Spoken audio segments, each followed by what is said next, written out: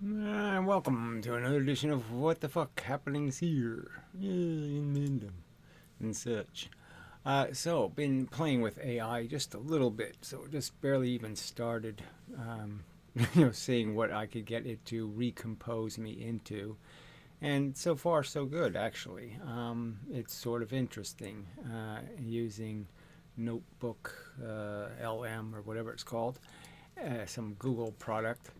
I didn't try to see what it comes up with in terms of images, but or diagrams or anything like that. But anyways, so just barely even fed it any data at all, and it came up with a pretty good summation. So anyway, I think I'll just play it and respond to it and such because it is pretty interesting. It's parts are funny just because the AI has such gaps in its knowledge. Yeah, no, it really doesn't have any knowledge. But anyway, so Okay, I want you to clear your mind for a second. Picture a word, a simple fundamental four-letter word. L-I-F-E, life. Right. We celebrate it, we toast to it, we search for it on Mars, but I want you to do something a little weird with it. right, so we do that. That means like the common people, okay, the Homer Simpsons of the world are intrigued by such nonsense. Where I would argue the serious thinkers have always been a little bit afraid of that word and where it could go. They've always known that Frankenstein was alive, and it wasn't a good thing. It went all kinds of bad. Flip the letters, reverse it. What do you get? You get EFIL. Ephil. Ephil. So yeah, so it doesn't do efilism, but whatever. I guess there's lots of e words like electricity or something. So I suppose it's an acceptable variation on the term. That sounds like a typo, I mean, I've called them ephilists before, so it's not like I haven't used that term. or maybe a bad sci-fi villain name, but it turns out this Vigo is better, It's already been used, but it really is a good name. isn't just a word game. No, not at all. It is the name of a specific, Vigoism. very radical philosophical movement we are digging into today. All right, so very radical. It's no, it's just that there's just like there's only a few people on Earth who understand quantum mechanics or understand Einstein's formulas or blah blah blah. You can argue, okay, there's only a few people on Earth who are reasonable and sensible, but that's all. It just comes to recognizing that you're paying way too much for way too little. That's an easy thing to notice and to comment on. It's really easy to say, hey, that's a ripoff. Don't buy it. They're cheating you. Well, the ignorant majority is cheating, okay? Human intelligence. They're making us look they're making humans look really stupid. Because maybe they're really stupid, I guess. Unfortunately, you have to concede. It's called efilism. And the premise is exactly what that reversal suggests. It is the mirror image of existence. Right. The argument is essentially that if life is the problem, the solution is, well, the opposite. It's a provocative hook, absolutely. But Yeah, so it was sort of intended to be a hook. It wasn't really intended to be provocative. It was just intended to make it a simple way of saying life sucks without being as bold as saying life sucks. Now, if I had more courage, I would have just said life sucks. But I was trying to make it more graceful. think we need to be really clear with the listener right out of the gate. Please. We are not wading into the shallow end of the pool today. We are diving into what is arguably the most controversial philosophical stance a person can hold. Yeah. It's the most important subject there is the defining of our function in terms of whether it's running a profit or a loss and getting that answer right. So it really is, before you start playing the game, you really do have to know whether you can win the game. And if you can't win it, you don't play it. And that's sort of the simple argument that this is the big question. Before you get to figuring out strategy in terms of how to play the game, you got to first know the game is worth playing. And the point is, it's not. Yeah, that feels like an understatement. I mean, this isn't just pessimism. This isn't just, having a bad day. Well, it is bad day after bad day after bad day after bad day, and having very few good days. And so most of the days are mediocrity and or crap. And once in a while you strike gold, but you run out of gold pretty quick. Because everything's expensive, and so it all goes back to being shit again, something like that. But yeah, it just life grinds, and unless you're blissfully ignorant, you hear the sound, and it's annoying. Efilism challenges the value of consciousness itself. Yeah, I was reading through the source material. I don't know if it's challenging the value of consciousness. I mean, consciousness is a hugely, incredibly interesting event in the universe. I mean, as a phenomenon, you can't deny it. It's like a little sparkler or something. It's just almost magical. That that matter can perform these functions. But yeah, the question is it designed well? Is there caution and care? And that's the problem is no. And so it squanders and wastes horror and torture because there isn't a button where you can just turn it off. And there should be. All the organisms should have the right to say, no, don't bother me with, hysterically awful pain. I don't need that. Thank you. The magazine excerpts, the transcripts, and I had to put it down a few times. We are talking about extinctionism. We are. We are talking about the idea that the universe. All right, so let's just understand that that conversation should be had in a lot of contexts, and one of the biggest contexts is that's what the majority of people on planet Earth are choosing is extinction. So it's already been chosen by the vast majority of human beings. Have already chosen that destiny. They don't see it as a critically important thing to produce spawn. They don't think, swimming upstream, laying eggs and dying is a great strategy. They're looking for more out of their life than being a babysitter forever for no pay almost. I mean, and it's worse than no pay, right? You're a babysitter and you have to pay out a ton of money. So, yeah, for most people, it's not a rational choice. It's an irrational, silly mistake. And that's the truth. Okay, so let's understand that extinction's already on the table if idiocracy doesn't rule the world. So if we don't let the dumbest people in the world make all of these decisions, and if we let smart people vote on it and decide what's going to happen, the smart people say, yeah, no, it's not worth the trouble. Don't waste your time making tomorrow's worth of humans, because tomorrow doesn't need humans. They won't do anything productive. They'll just suffer and die, generally speaking. Made a mistake by waking up. Precisely. But that's a good term, waking up. And so yeah, and it's a very interesting thing to do, to wake up in the universe, to be something that can analyze the systems and calculate, and then even have these feelings about what they're seeing or experience, what their body is creating in terms of a sensation. All very, very interesting. All very applaudable as something you could draw on a chalkboard, but it's just it's a disaster because of the fact that so much has to be wasted because of the delicacy of the creation. You have to have a perfect circumstance for it to do this happily ever after thing, or this idea of being sufficiently efficient, not too painful. Isn't that easy to do? It's not easy to create that perfect life. It's hard to even build one for yourself. If you were to build a perfect life suit, what would the suit look like?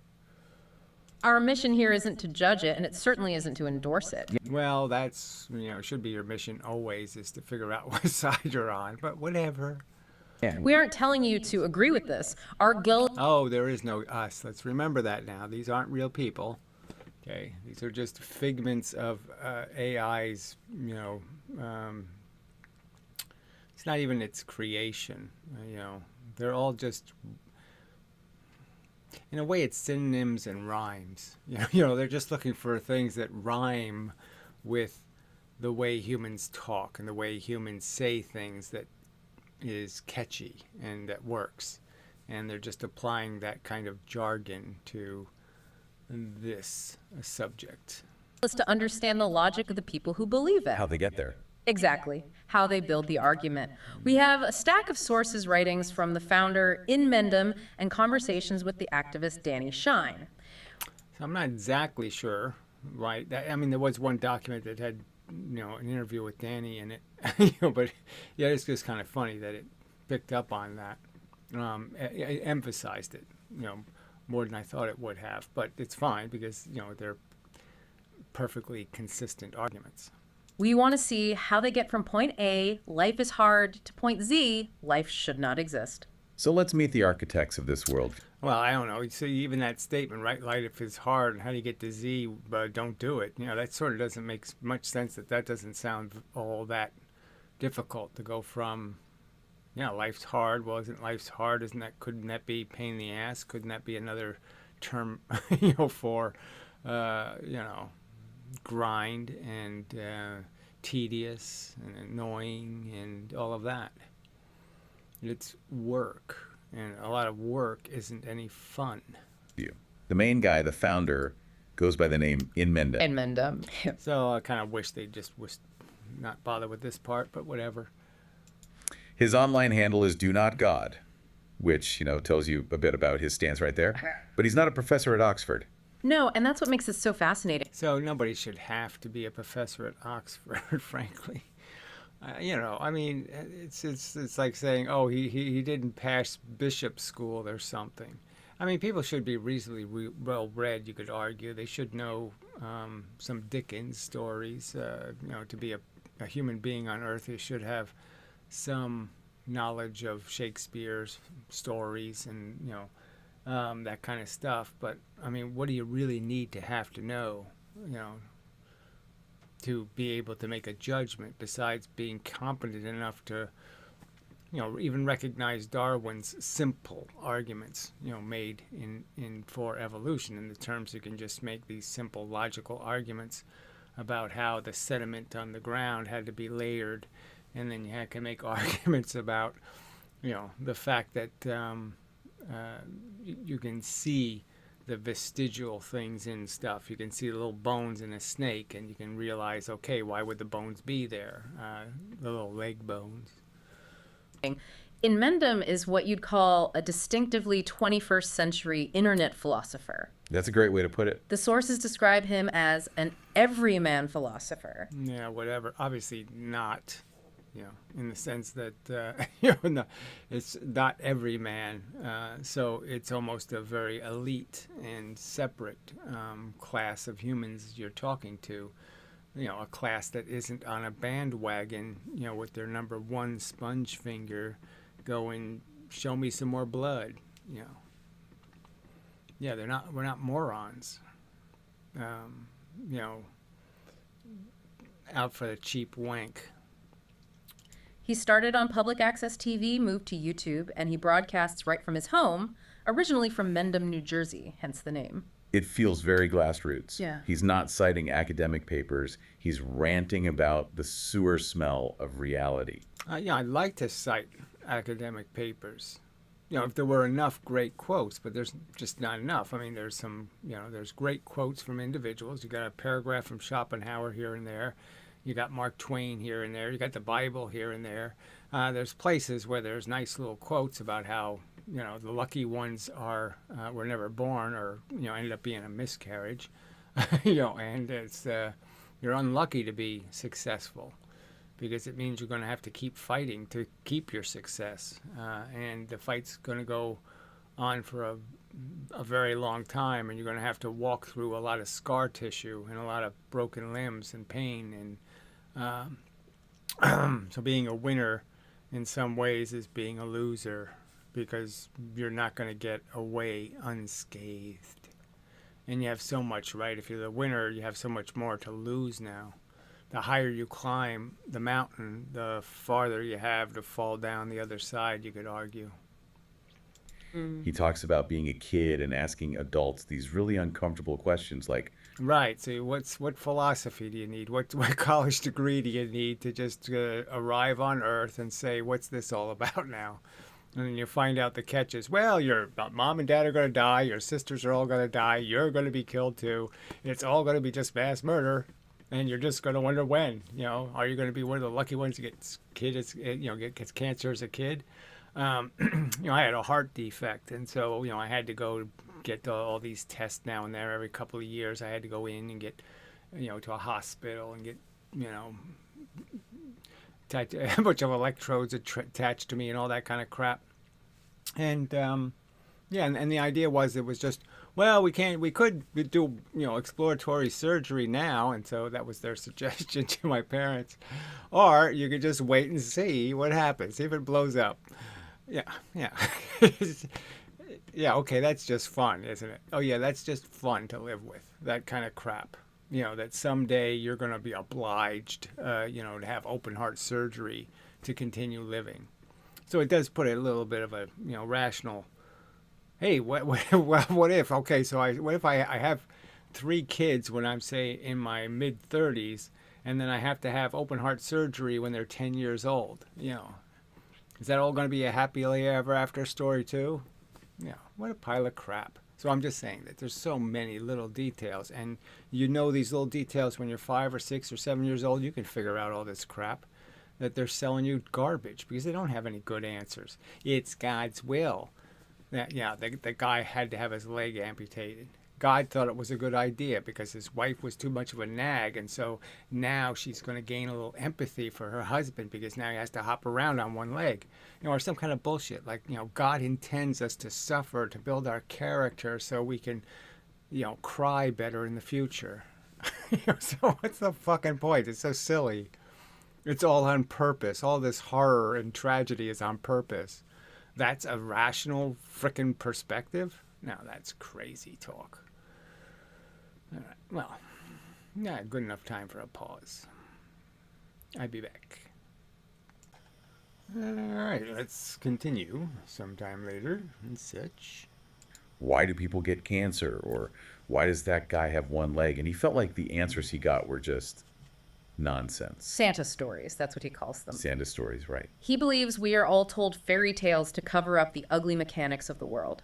And then you have the other key player. Right, I guess it all kind of starts there. I mean, we are kind of ageless, and so you always have to live with the gullible, ignorant person you start off as, and some of those initial mistakes are hard to grow out of because they become part of who you are and your conditioning and your identity. And rather than apologize for them or accept your mistakes, you just end up incorporating them. So I guess for a lot of people, that's something worth doing, I suppose. Is just pretending is easy, I guess. I don't know. I don't know why people are satisfied with the sappy and superficial answers that the system provides, and it's everywhere. They just tell us all what we have to believe. We have to believe in a Big Bang, for example, and all kinds of crap that is stated by people for which we don't see personally, and everybody just believes. In our documents, Danny Shine. Right, the social experimentalist. Yeah. He's the guy with the megaphone in London. Completely different vibe. He's out in the street challenging people, debating vegans. But more public figure. Very. And the big twist with Danny Shine, as noted in the transcripts, is that he is a father. He has children. Which seems like a massive contradiction if you're preaching an anti-life philosophy. Yeah. On the surface. It does, doesn't it? But inmendham has been an antinatalist, someone opposed to procreation, his whole life. Yeah, well, my whole life I would, if they, asked my opinion, gave me a vote, yes, I would have voted against it just because, as long as it's phrased in this context of, well, maybe if I'm going to be the one if I have to be your child, I don't wish to be, pulled out of the hat and selected to be the lucky winner. I didn't see anyone as a lucky winner. especially starting off. You can't tell who's going to win. So there's no um, there's no way you could say, yes, I'd choose to be this person and be stuck with their lot in life. That um, because it's just unknown what you're going to get. Danny Shine came to it later, actually through a conversation with his son about veganism. Oh, that's interesting. So the son's logic led him there. In a way, it just goes to show that this philosophy isn't exclusive to people who, say, hate children. It's often arrived at through a very I don't know. You don't have to even hate children. You could, like children, want children. I like cats. I like dogs. I like lions.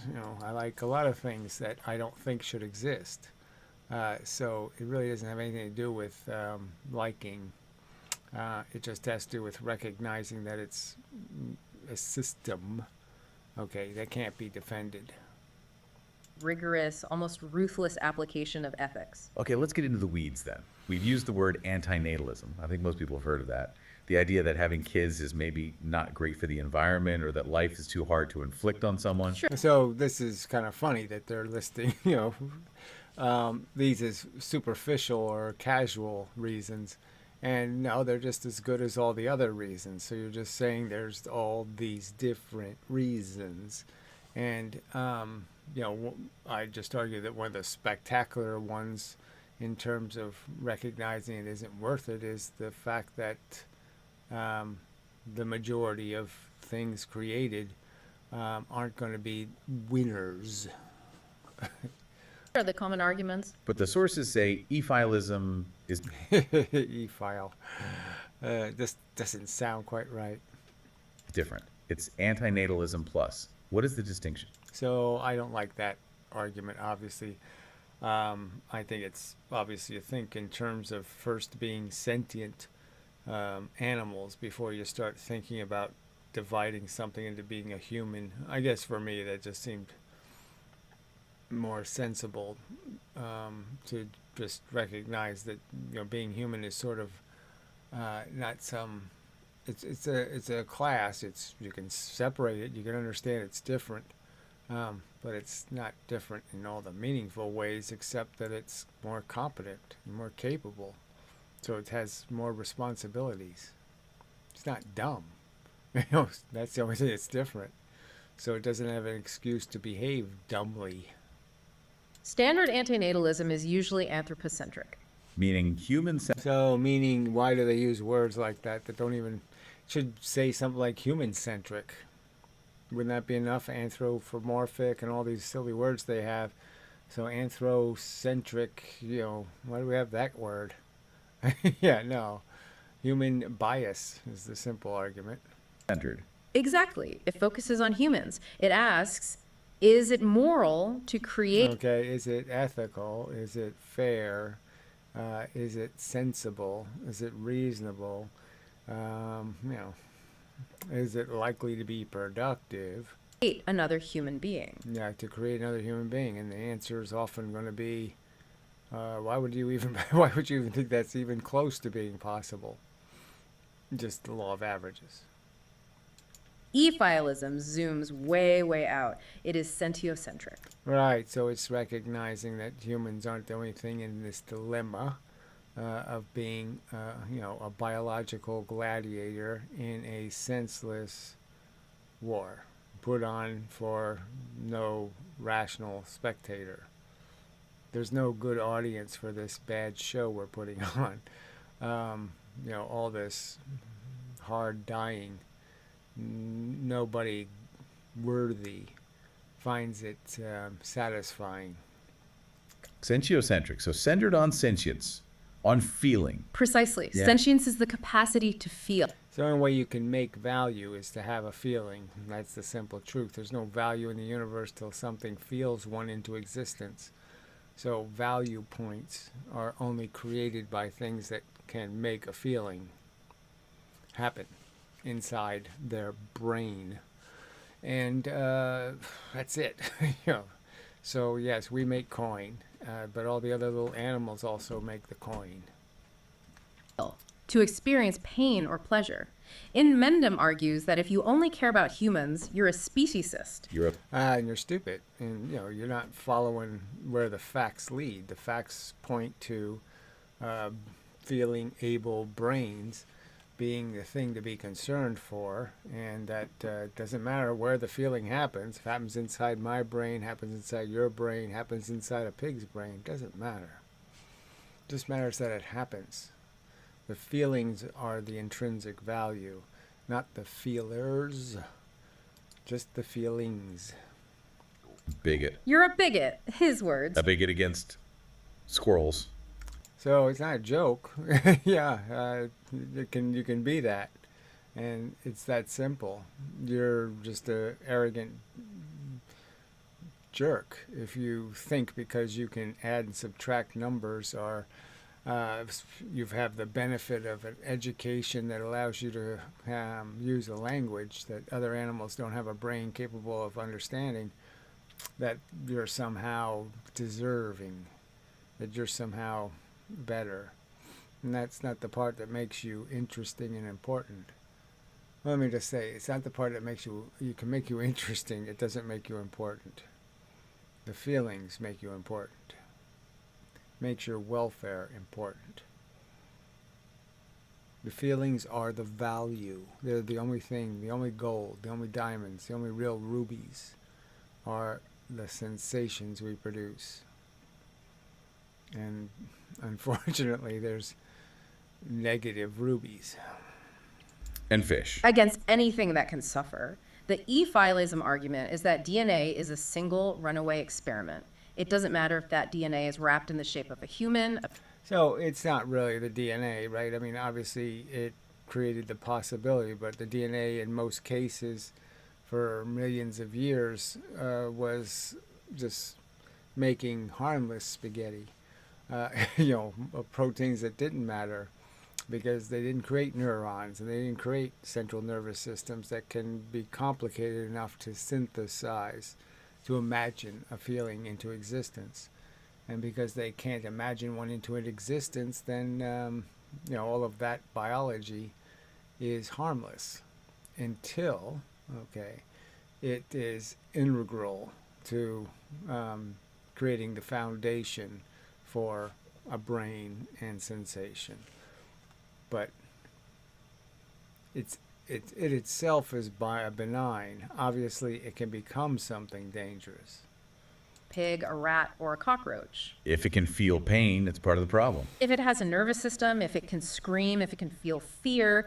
If it has a nervous system that can manifest a feeling, end of story. Okay, it's whether you have to do fear or you have to do this or you have to. No, I don't know if you have to do any of those. If you can just manifest something unpleasant to experience in your brain, in a brain.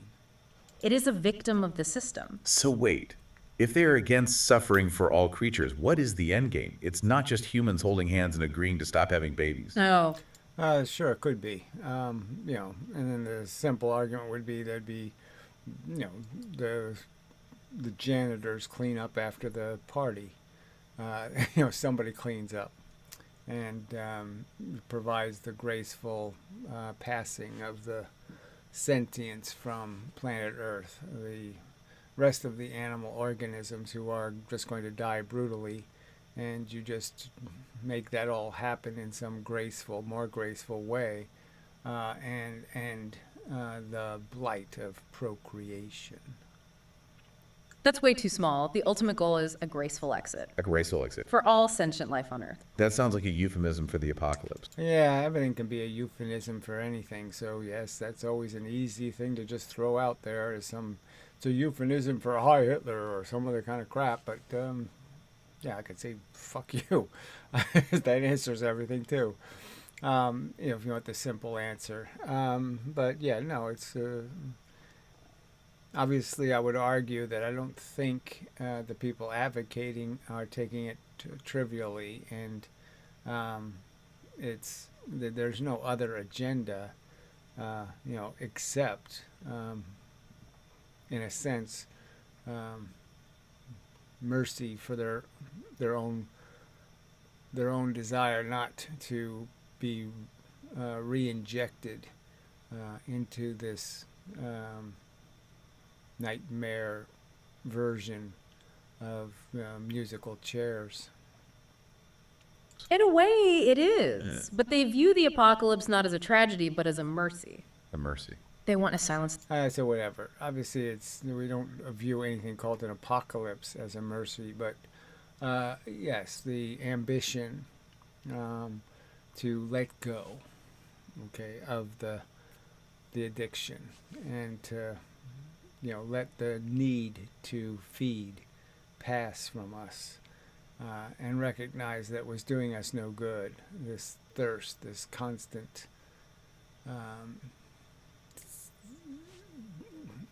deprivation, the sense of deprivation, is like the feelings that create it, is just an illusion, and we don't need to cling to it.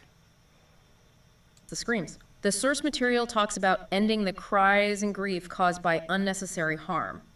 To an ephilist, a dead, barren rock floating in space is better than a lush planet filled with animals eating each other alive. Right, so the lush planet thing is just the simple argument of the eating each other. So it's, again, all I have to do is put them in different costumes. So if I put them in little human skin suits, and then you watch them brutally kill each other, well, then maybe you get it, right?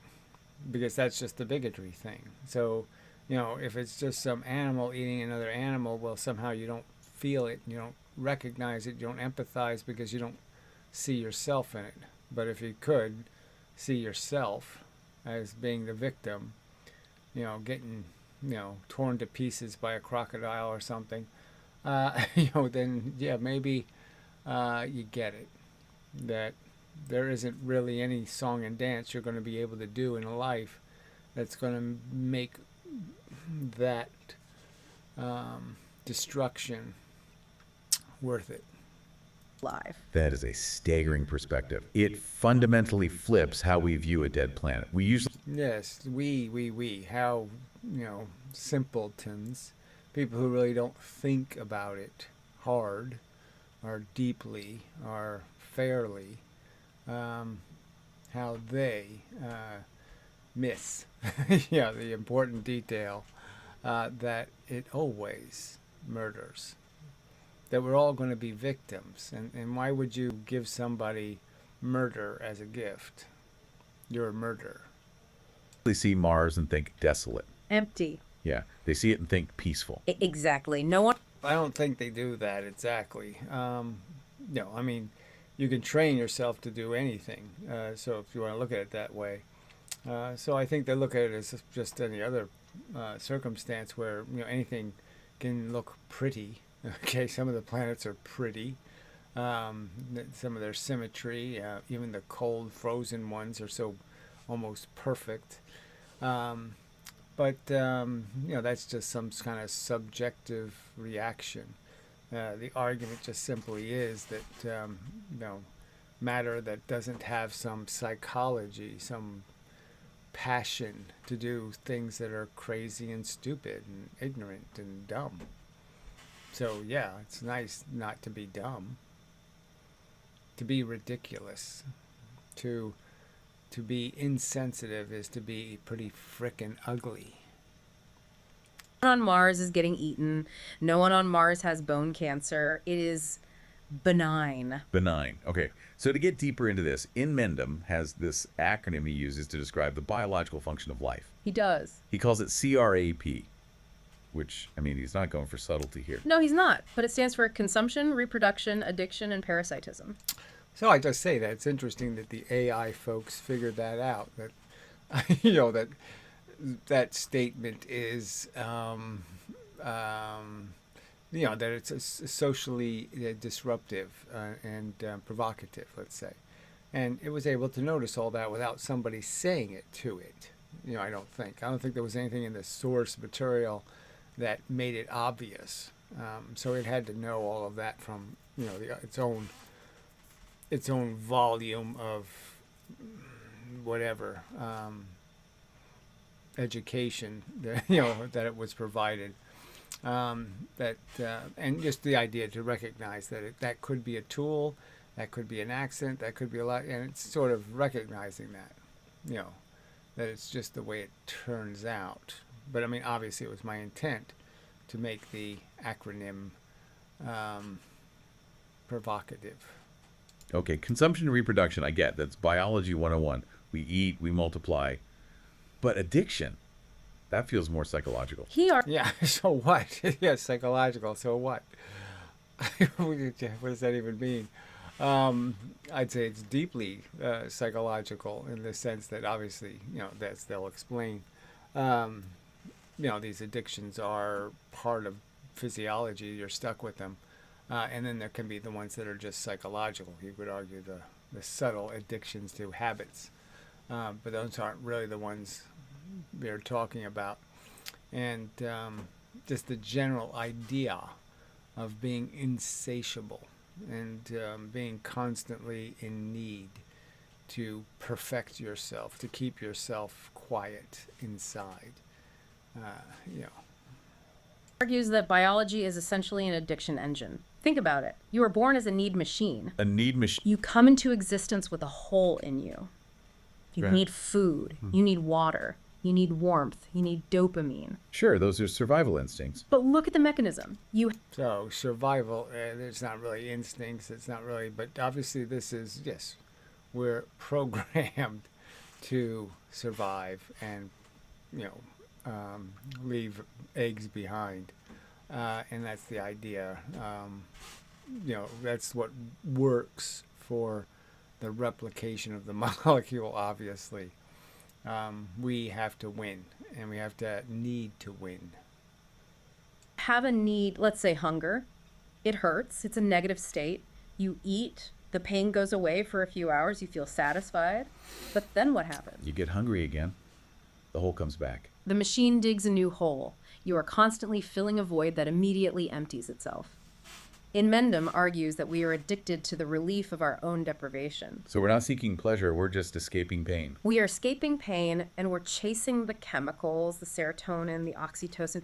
We're chasing the personal comfort. We're trying to quiet this brain that we have to feel.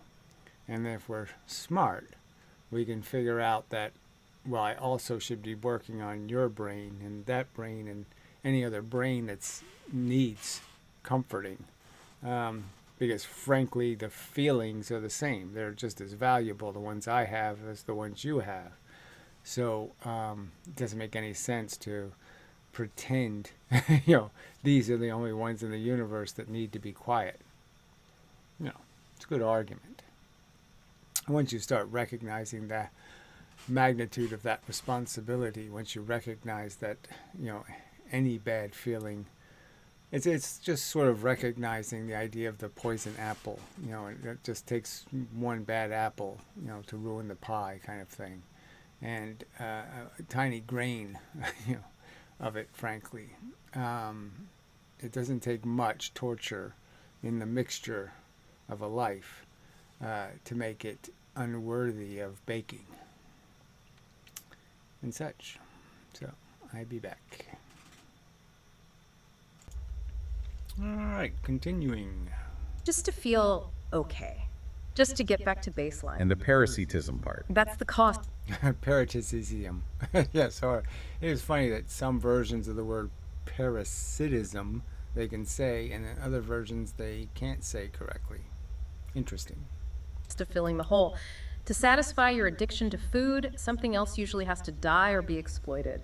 We are parasitic on the planet and often parasitic on each other just to keep our own need machines running. It creates this image of life not as a journey, but as this frantic, desperate maintenance of a broken robot. And that leads directly to their cosmology, how they've So the robot part sort of is important, and this whole idea that it has to keep stealing parts and fuel from other robots, and there's no value in this stealing game. view the history of the universe. Inmendham talks about the first ouch. The first ouch. I flagged that in the notes. It sounds almost childlike, but the concept is heavy. It's the moment. Yes, there you go. But yeah, it does sound, ouch, who cares? But just in contemplating how many ouches there have been, and the fact is there was a first. There was a first time when uh, a blob, a lump of neurons created perception of this synthetic feeling. Of a biogenesis when life emerged from non-life. Before that moment, the universe was violent. Stars were exploding, galaxies were colliding. Chaos. Total chaos. So we don't do the life to non-life thing very well because of the bad vocabulary. We call living things that don't have brains cells. Our individual cells are alive, and then we organize those living things and enslave them to our agenda, the agenda of our DNA molecule. So those are two different kinds of living thing. A living thing made out of chemistry alone, and a living thing made out of other living things, neurons. So in that sense, it's even more parasitic, in the sense that we have to enslave cells to become alive, where a paramecium is just enslaving chemistry. But inmendham argues it was benign. Because there was no one there to care, no one to feel it. Right. A rock doesn't mind being pulverized. But the moment the first nervous system flickered on, the moment the first organism felt pain, that was... And it only did all of that because it needed this agenda had to be created. The importance of seeking and taking. It had to persuade you to become a mass murderer, to become part of the club. And the only persuasion there was that was good enough was violent and aggressive pain. the first ouch. The original sin of physics. That was the original sin of the universe. That was the beginning of all problems. So the problem of problems, as he puts it, isn't how to fix the economy or cure diseases. It's the existence of the ouch itself. Correct. And The motivation to keep playing a bad game. There's nothing to win. You're not ever going to make humans useful to the universe. The function can't ever produce anything but undo what shouldn't have happened in the first place. It can only prevent harm. That's the only good you can really create. Because that's the only bad there is the harm. the only way to solve the problem of the ouch permanently is to return to the state before it happened, non-existence. Which is a tough pill to swallow. Okay, so it's pretty easy to swallow, pretty easy to do all that kind of stuff. Frankly, there's no swallowing problem whatsoever. If you are a person that understands mercy and being reasonable, you're not giving up anything really you're personally invested in. Nobody's saying you have to be run over by a steamroller. I mean, that's not part of the solution. Not procreating, not having children is not asking too much. And frankly, in the simple truth is this philosophy is essentially saying you don't even have to not have children. You just have to have less. Okay. If each couple just had one child, that's extinction also. To help people understand this, inmendham relies heavily on metaphors. And honestly, this is where his everyman style really comes out. Yeah, his analogies are very vivid. He compares life to a broken vending machine. This is a classic inmendham analogy, and it's worth really visualizing. Imagine you are walking down a hallway and you see a vending machine. You have a quarter, you're thirsty, you put the quarter in, you press the button for a soda. Okay, I'm with you. Simple enough. But instead of a cold soda, the machine grinds its gears and dispenses a cup of nasty brown sludge. So I don't exactly, this isn't my analogy, this is, their analogy, analogizing one of my analogies. But it's a pretty good one. Ugh, I'd be pretty upset. I'd want my quarter back. You can't get the quarter back. The quarter is gone. It's a sunk cost. But here is the question. What do you do next? Well, I walk away. And I probably told the next guy, hey, don't use that machine. It's busted. Exactly. That's the rational response, is to put the out of order sign on it and say, don't play with this. So all of the people who have been victims of the bad life all need to make it clear that it's not a good idea to put quarters in the machine, because this is what it produces way too often. You would logically put an out of order sign on it. For sure. You would warn people that the machine does not deliver what it promises. It takes your cost the quarter and gives you garbage, the sludge. Right. It's a bad deal. It's not going to give you this happily ever after thing. It's not going to give you this spectacular success thing. Your child is not likely to be all of those wonderful things you hope. That's not the likely outcome. Inmendham says that is life. The soda is the happiness and fulfillment we are promised. The sludge is the reality disease, heartbreak, drudgery, aging, death. But he says society, instead of putting up an out of order sign, keeps polishing the machine. We keep Yeah, so a bunch of people who haven't been killed yet, who somehow don't think they're going to be, they haven't been brutally murdered, are basically resetting the trap, okay, that they haven't been killed yet by, but it's going to kill them. It's going to get them. But because it has missed them so far and just gotten other people, that somehow they feel okay about resetting the trap. And you're just saying, oh, what's the logic in that, right? That's just, I mean, yeah, you could call it evil. I mean, it's so bad and so stupid. Why are you resetting traps? Why? Why are you selling, this bad product? telling people the sludge is actually good, that it builds character. Worse, we keep tearing down the out of order sign. We keep procreating. We grab our children. Yeah, pull it off and put a Bible in its place and keep defending some silly everything's going to be all right notion. And no, everything's going to go all wrong is the truth. You're going to have your World War IV and 5 and 7 and 10 and 47 and 59 and you're going to keep breaking it and have to rebuild it and then break it and then rebuild it. It's never going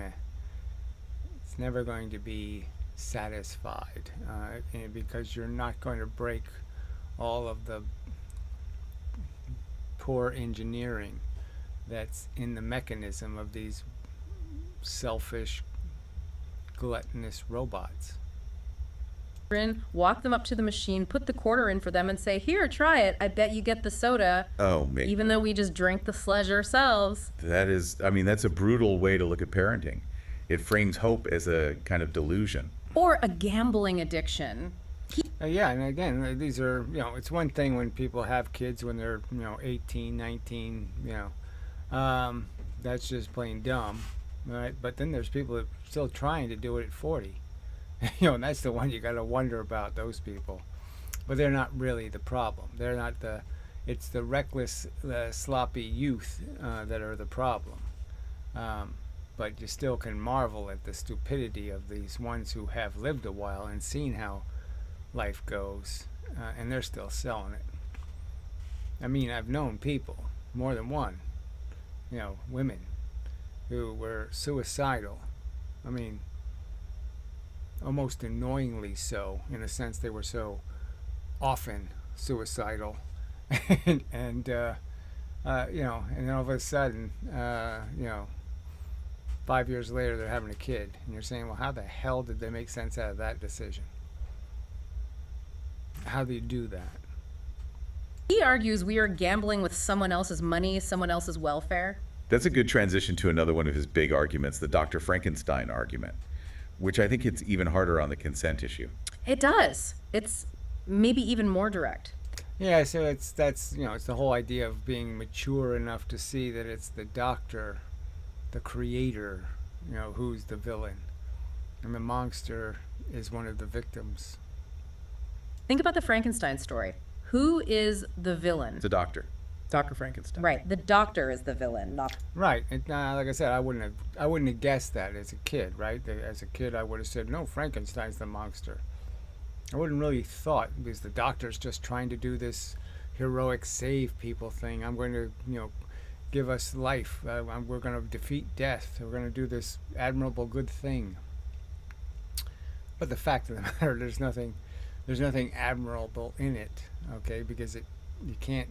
There's that monster will keep needing feeding, and so you won't save anybody from anything except perpetually dying. You'll have to keep coming there to rescue them. You're just gonna keep. You're gonna just keep making people die more than once, and that's where we are now. People die more than once. They have more than one terminal disease. The monster. Why? Because he created this being that never asked to exist. He just did it for his own reasons. He stitched it together. Nothing, like I said, the reasons you could argue are only, again, they're only bad when you know why they're bad. I mean, when you're smart enough to realize that it isn't the shiny thing that you think it is. The present isn't what it looks like. So you can give somebody the nice car, and then the car is a liability because you got to pay for it, and then you got to pay to maintain it. You got to pay to put fuel in it. You got to, you're not getting what you think you bought. And Frankenstein wasn't going to make what he was thinking he was going to create, so to speak. Together from dead parts, jolted it with lightning, and threw it into a world that hated it. And the monster suffers. It's miserable. Deeply miserable. Inmendham argues that every parent is Dr. Frankenstein. Wow. You are creating a need machine, a child without its consent. You are imposing a death sentence on a new being. You are forcing them to navigate a world of risks. And a world where they have to be kind of nasty. I mean, you have to be a taker. You really do have to steal from things, everything they have, to have your world, the world that satisfies the conditions you need. Cancer, car accidents, divorce, depression, all of it. But most parents would say, I'm giving them the gift of life. I'm giving them a chance to be happy, to experience love. Okay, so all that mush is obviously nobody reasonable would say that that's what life mostly is love. That's not the general feeling, of the experience of being a wage slave and having your life turned into shit by some disabling disease. Inmendham calls that optimism bias. Your own bias. He says you don't have the right to impose a definite risk for a possible benefit. You can't force someone into a... And really, the whole point is again, this has all come from people who haven't died badly. That's the average way you're going to die, is badly. 7 months of bad dying. So you haven't experienced this fun ride, and yet you're selling tickets. That's bullshit. That's cruel. Casino and say, I did it for you because you might win. Especially when the house rules say everyone eventually leaves broke, i.e. dead. And the villagers in the story, society, they don't stop the doctor. They endorse it. Right. They don't get their pitchforks and charge the castle and say enough of this crap. And really, we're talking about, voting sensibly. Now, the argument is that none of these questions are really coming up, and so there's not too many opportunities to test this anymore. But there actually will be a point where there'll be enough vegans in the world to maybe make meat eaters' life less comfortable. Maybe there'll be enough people who are independent of marriage and children, and they'll start making procreators pay the full freight for their pets, their choice to engage in a lifestyle that does cost more, that requires more social infrastructure, and maybe when the procreators have to pay for their choice, that will also create some disincentive. Celebrate it. They show up with torches for the monster, not the doctor. They endorse the carnage. Speaking of winning, he attacks the way we view success. The Olympic gold fallacy. This is crucial for understanding how ephilists see society. We look at the Olympic podium, we see Ephilist. All right, I come back. The Olympics one is done. Yeah, it's such a nice argument. It's so nice and clean in the sense that it's so easy to understand that, for this tiny number of people who will win, there's a whole bunch of people who have to live with hard defeat. Yeah. And it just seems silly for us to think, what a great idea. And it's not because we want to cure cancer or we want to make wheels rounder, or I don't even, you can come a hat's more waterproof. It's not to accomplish anything useful. It's to do something absolutely silly, like jump higher. So to encourage people to jump higher, we create this whole system of rewards, and it's, and then we spend a whole bunch of money on stadiums to perform this act and all of all of the infrastructure. It's an insane amount of money for this spectacularly stupid event.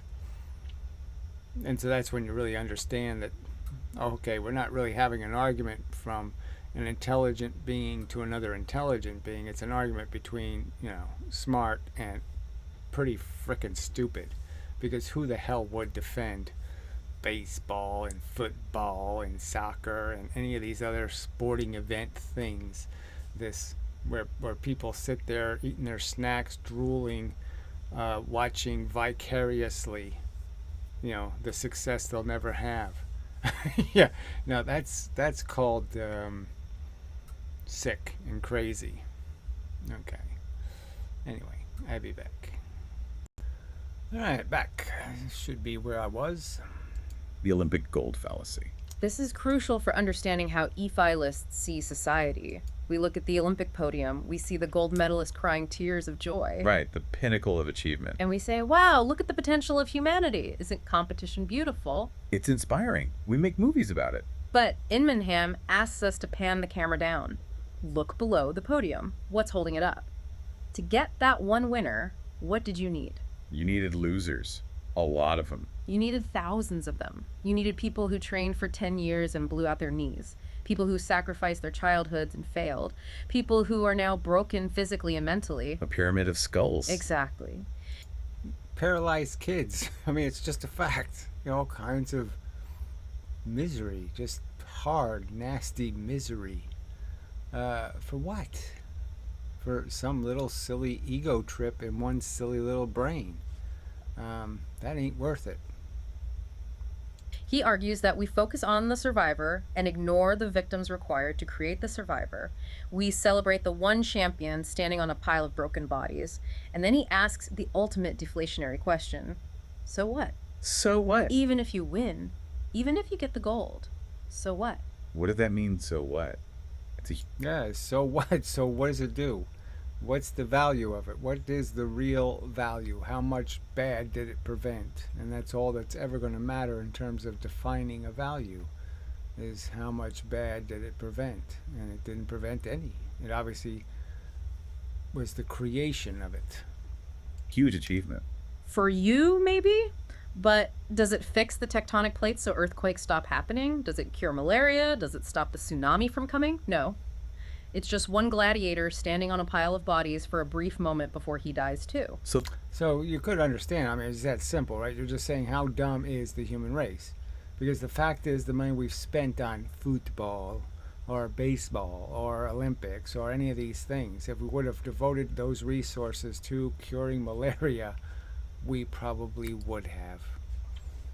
So, great goods are squandered, wasted away to feed the most superficial and ugly parts of our personality. This, desire to defeat and win, the war game that lives inside of people. That they'll waste money on. That's the joke. The win doesn't justify the game itself. It doesn't justify the existence of the arena. That transition to the arena is interesting because usually when people get cynical about society, they turn to nature. Right. They say, well, humans are messed up, but Mother Nature is perfect. Look at the trees, look at the ecosystem. But efilism doesn't let you have that escape hatch, does it? Absolutely not. In fact, inmendham saves his harshest criticism for nature itself. This is where eophilism diverges from a lot of other philosophies. He refuses to work. So there's really nothing about it that's diverging, but it's just that all the people were supposed to be experts, and they understand this red tooth and claw. They understand the bloodletting, the horror of it, but somehow they don't connect it to being a real thing. It's like Richard Dawkins having to have it explained to him why it's probably the right thing to do to be a vegan. Because it just is creating a bunch of this horrible harm and torture and suffering, and we wouldn't want to be responsible for that if we were caretakers for another planet or something. If we were taking care of somebody's pets and we let all this stuff get out of hand. So why is it okay for us to do it? I mean, it's so stupid, and you're just saying, yeah, that's the real problem. It's just that people are really stupid.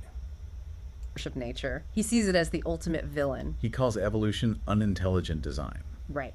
He views the Big Bang as a Who cares about that? Yeah, so obviously I don't even know why the Big Bang gets thrown in here, but yeah, obviously I couldn't care one way or the other on that one. It doesn't. Big whimper, big nothing, big who cares, who whatever, who what. Why should I give a shit about whatever happened, what might have been 70 billion trillion years ago? Who cares? mystery set gone wild.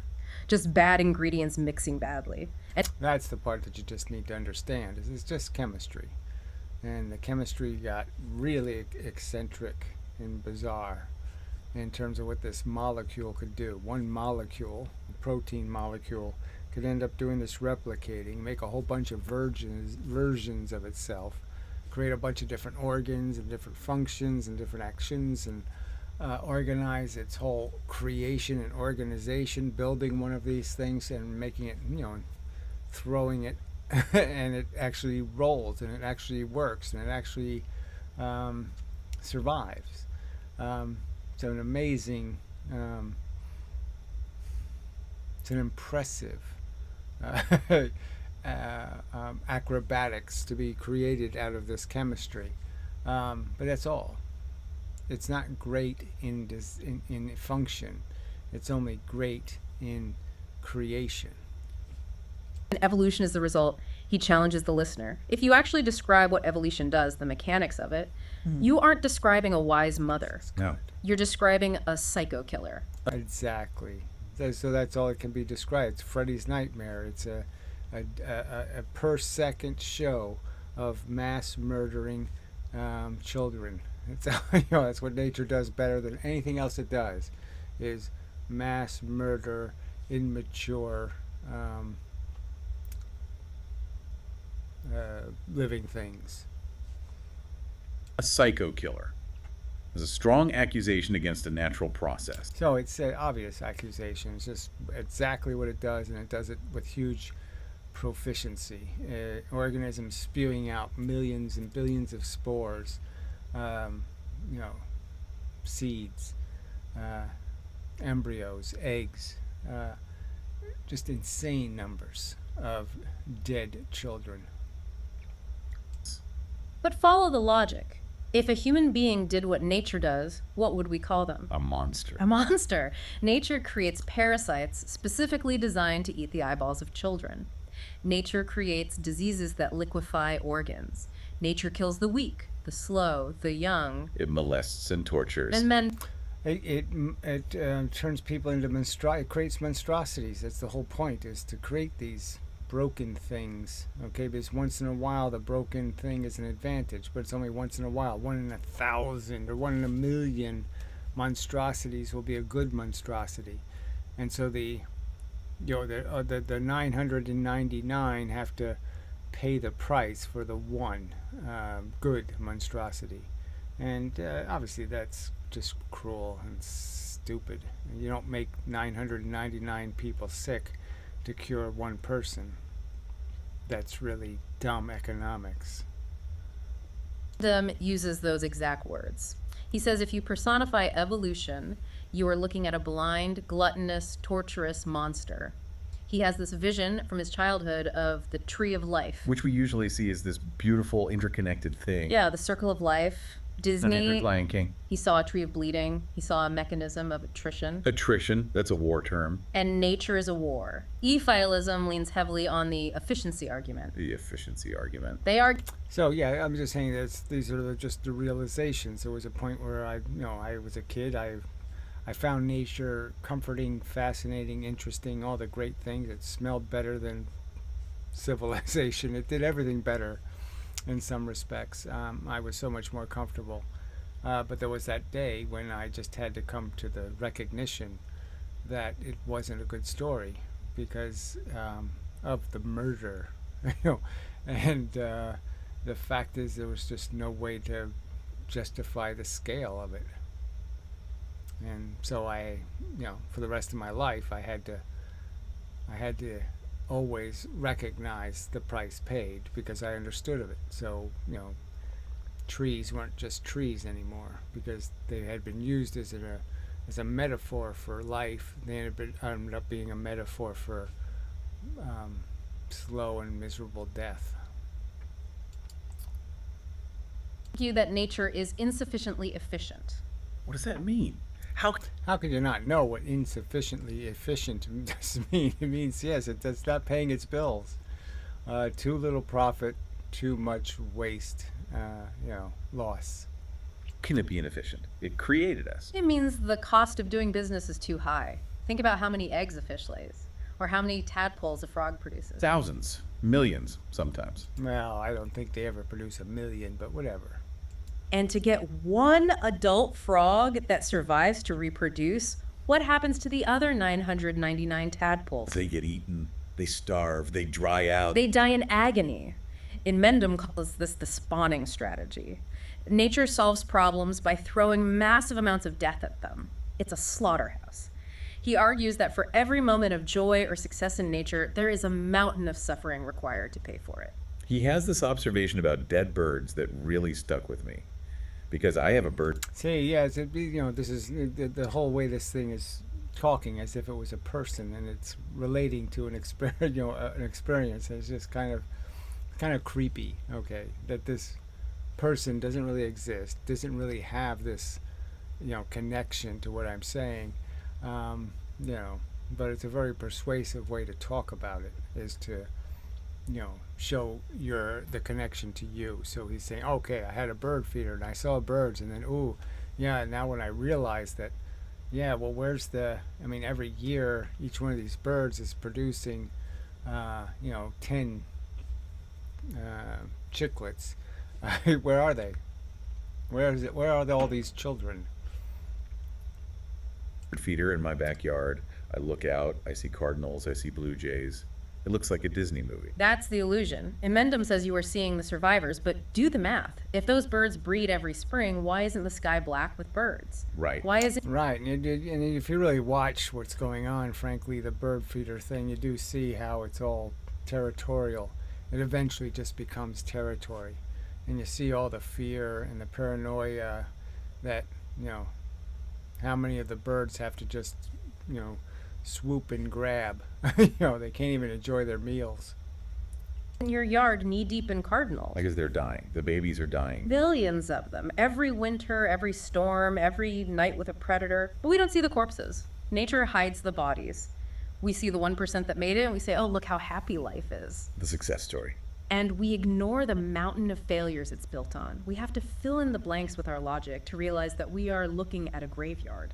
So if the backyard is we don't see the average human even, right? Because we know the likelihood is the humans who are defective and broken and disabled aren't going to be outside. They're not going to be walking to work and doing all this kind of stuff where you're going to see them around. And so that's a big hidden part of the world, the nursing homes and the hospitals and all that. And so we don't even see it in the human condition, what the real average life is. graveyard, and the vending machine serves sludge, Why do we keep playing? Why are we so convinced that life is a gift? This is where the psychology comes in. This is where we get into the psychology of the villagers. Inmendham argues we are all suffering from massive collective denial. He calls it Santa stories. I really don't think used that. Yeah, yes, I use that as an argument, just describing that it's all fables. And people will buy a fable if it's in their interest to buy it. And so people buy it. But, it is a more complex psychology, this whole perception of not conceding defeat and not giving up. And so we embarrass people for saying no mas, right? I mean, it's kind of a famous no mas. The reason why I know it is because a boxer said no mas because he was done. He was beaten. And nobody wanted him to say no mas. Somehow that wasn't allowed to say I quit. You had to be beaten. You had to be driven to the ground and bloodied up more. And it was just kind of silly because the guy was sick too. And it's just I'm just saying that's how ghoulish the system is that we just can't let go of some notion that there's a war worth winning here, and there isn't.